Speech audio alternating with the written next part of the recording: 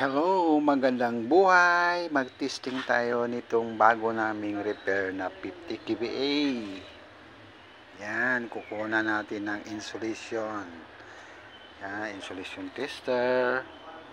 So, ang gagawin natin ngayon, dito tayo sa primary to ground. Primary to ground. So, kakabit natin dito sa primary. Kabit natin sa primary, tapos isang load test. Ito naman sa second ground, sa ground yan, ground. So test na tayo mga loads test. So isi-set natin itong tester sa 1000 volts. Ayun, test na tayo mga load test.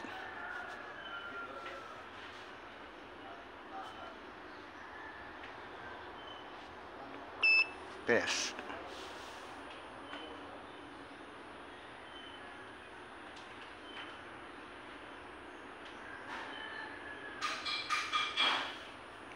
Okay, ang primary to ground niya, okay. Malaki ang kanyang value. Giga ohms pala ito mga loads. Giga, malaking high voltage tayo, giga ohms. Yan, 1 minute ang testing natin. Primary to secondary. Primary to secondary.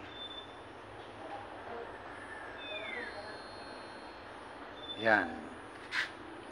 Yan ang ano niya, value niya. Sagad natin sa 5.5 giga.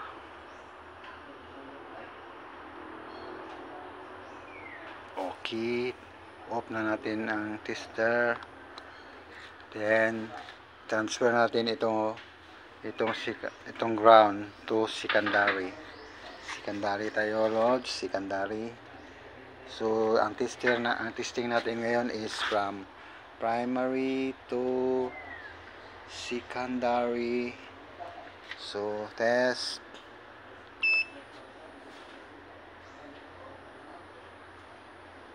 Maganda talaga itong transformer na ito.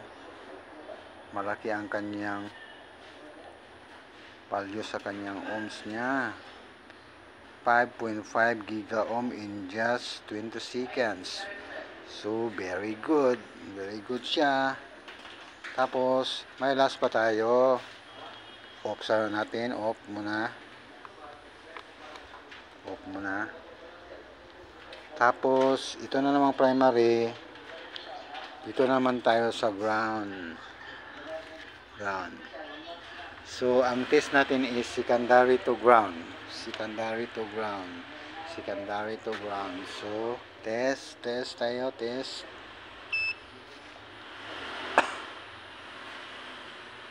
Yan.